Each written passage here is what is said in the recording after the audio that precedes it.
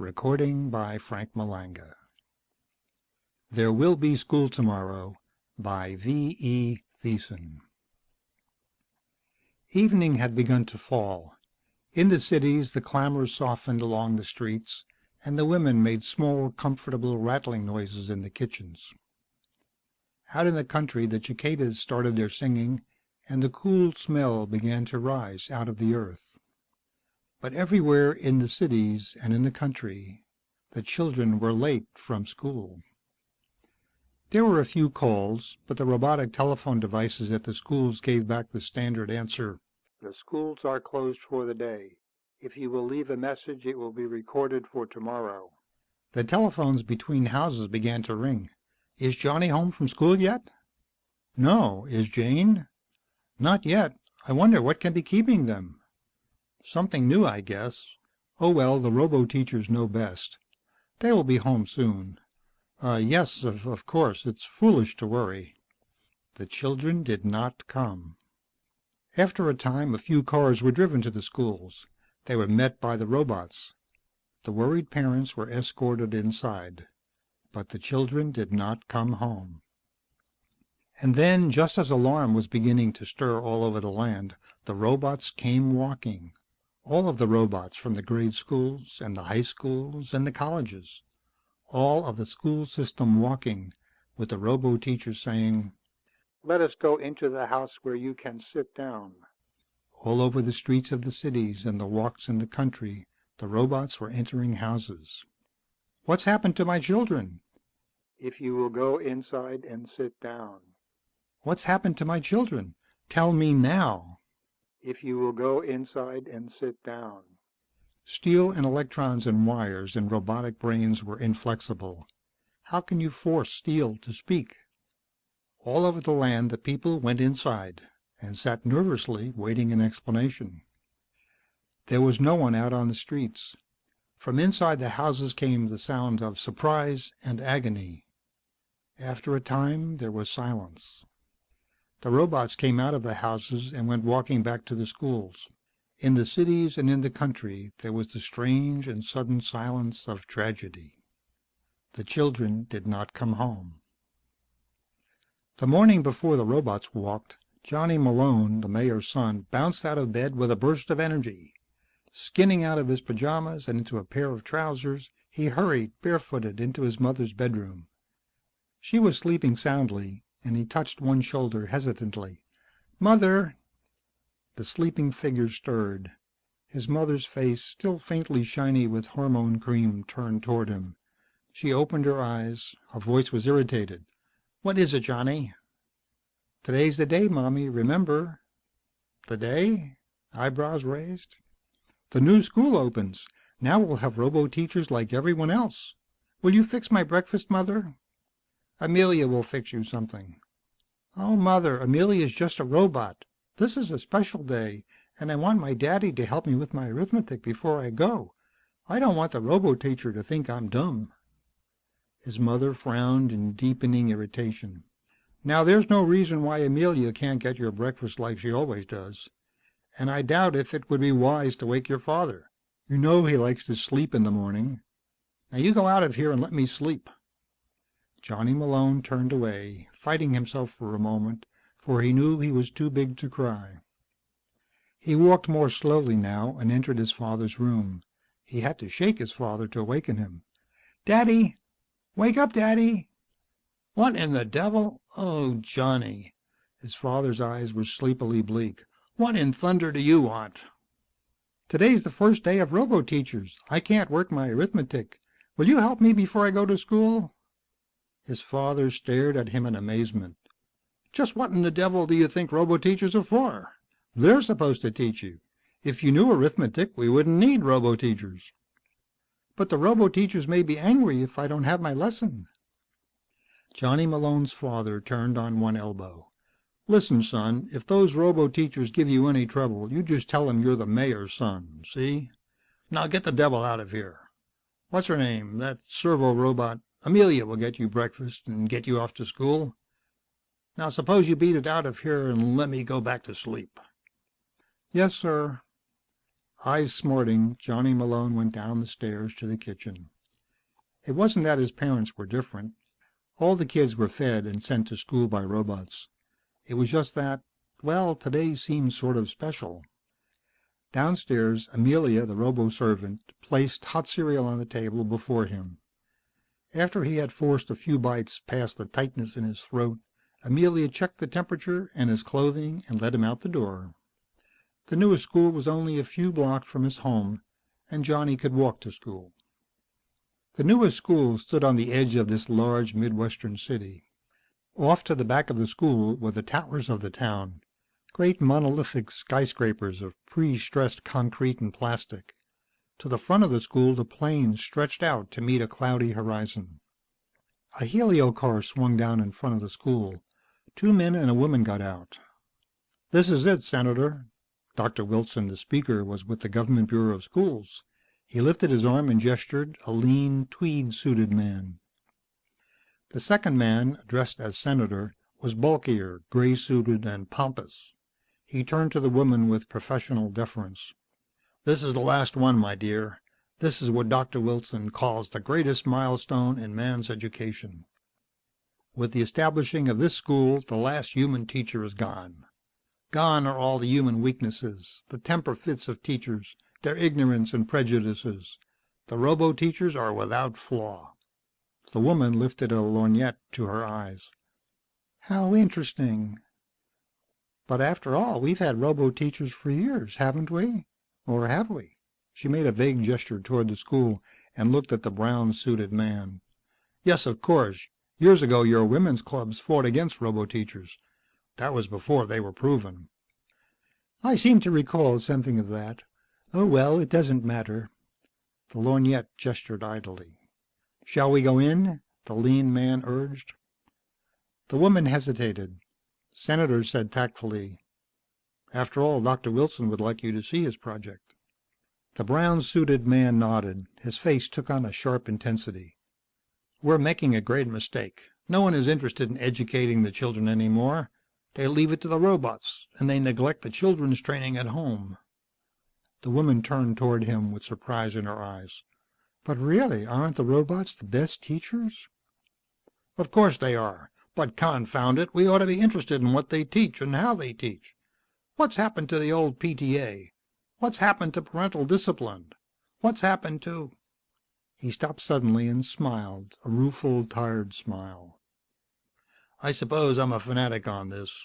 Come on inside." They passed through an antiseptic corridor built from dull green plastic. The brown-suited man pressed a button outside one of the classrooms. A door slid noiselessly into the hall. A robot stood before them, gesturing gently. They followed the robot into the classroom. At the head of the classroom, another robot was lecturing. There were drawings on a sort of plastic blackboard. There were wire models on the desk in front of the robot. They listened for a moment, and for a moment it seemed that the woman could be intrigued in spite of herself. "Mathematics," Dr. Wilson murmured in her ear. "Euclidean geometry and Aristotelian reasoning. We start them young on these old schools of thought, then use Aristotle and Euclid as a point of departure for our intermediate classes in mathematics and logic." "Really?" The lorgnette studied Dr. Wilson. "You mean there are several kinds of geometry?" Dr. Wilson nodded. A dull flush crept into his cheeks. The senator caught his eyes and winked. The woman moved toward the door. At the door, the robot bowed. The lorgnette waved in appreciation. "It's really been most charming."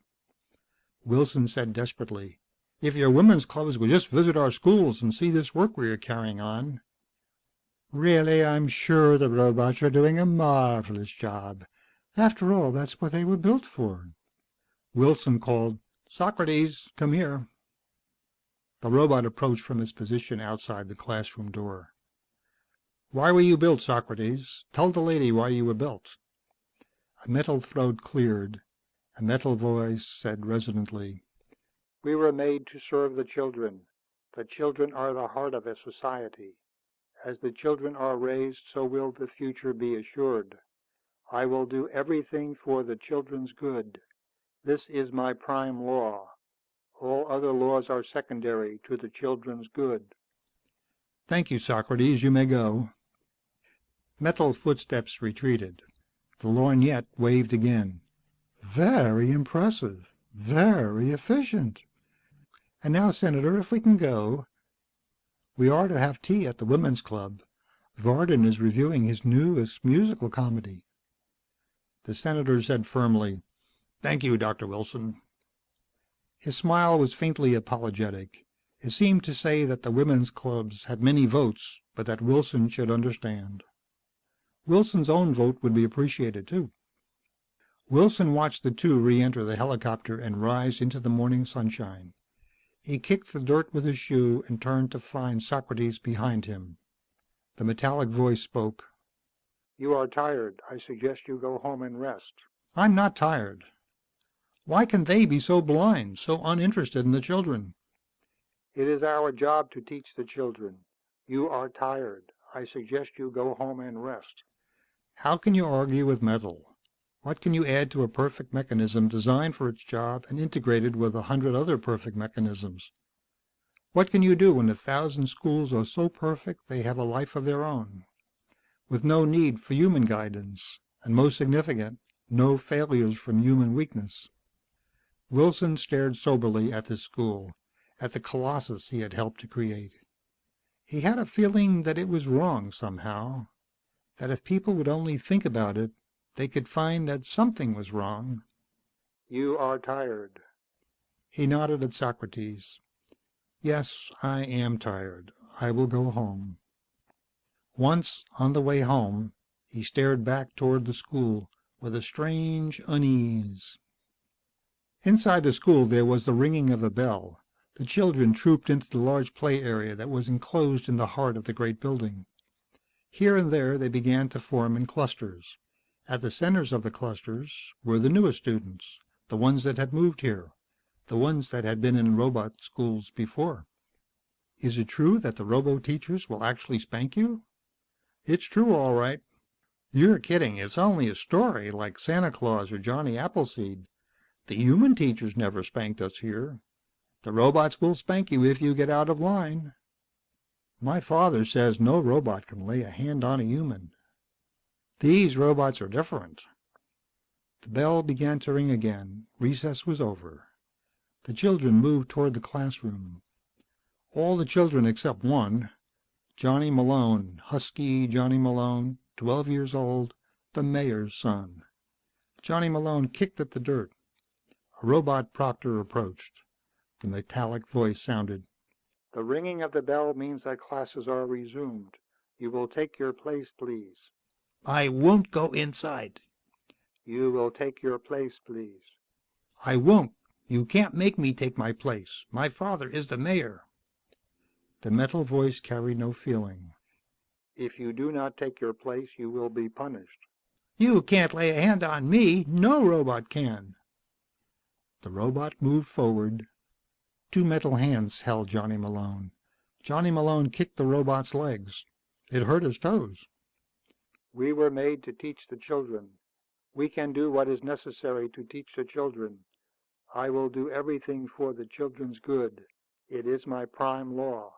All other laws are secondary to the children's good. The metal arms moved. The human body bent across metal knees. A metal hand raised and fell, flat, very flat, so that it would sting and the blood would come rushing, and yet there would be no bruising, no damage to the human flesh. Johnny Malone cried out in surprise. Johnny Malone wept. Johnny Malone squirmed. The metal ignored all of these.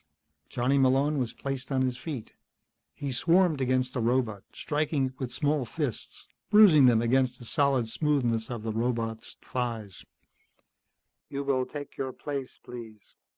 Tears were useless. Rage was useless. Metal cannot feel. Johnny Malone, the mayor's son, was intelligent. He took his place in the classroom. One of the more advanced literature classes was reciting.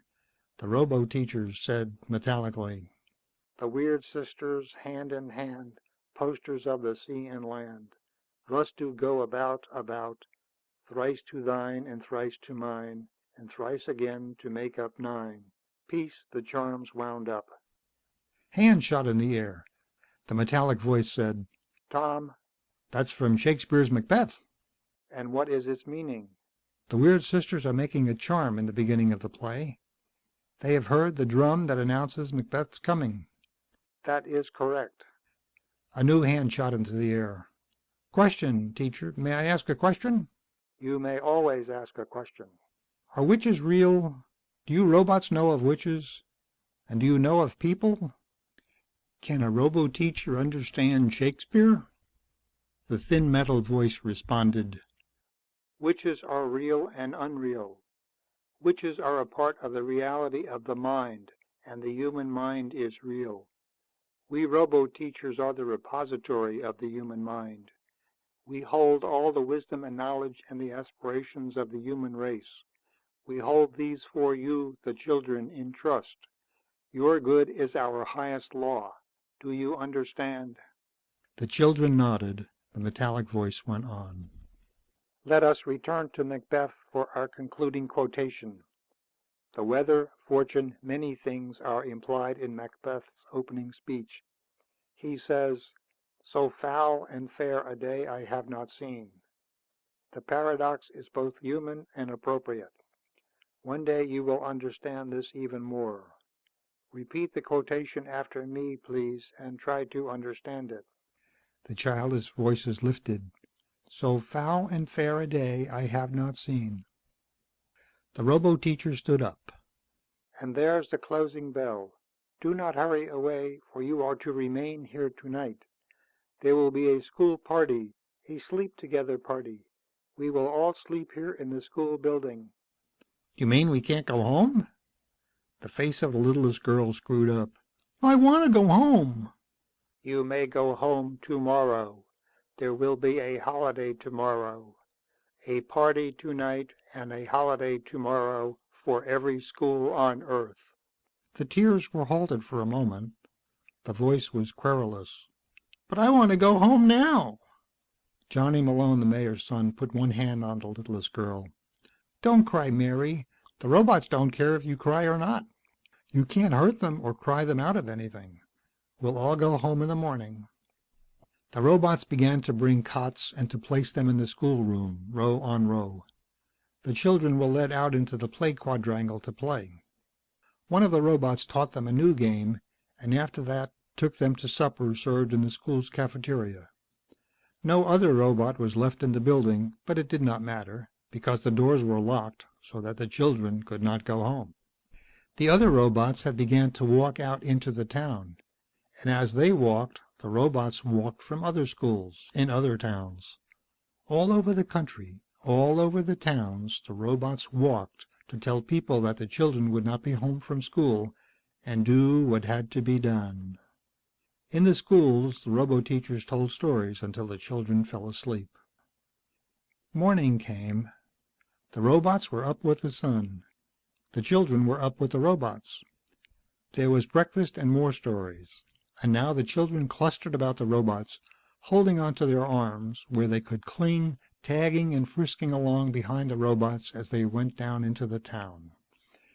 The sun was warm, and it was early, and very bright from the morning sun in the streets. They went into the mayor's house. Johnny called, "Mom, Dad, I'm home." The house was silent.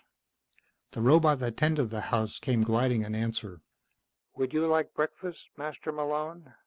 I've had breakfast. I want my folks. Hey, Mom, Dad. He went into the bedroom. It was clean and empty and scrubbed. Where's my mother and father? The metal voice of the robot beside Johnny said, I am going to live with you.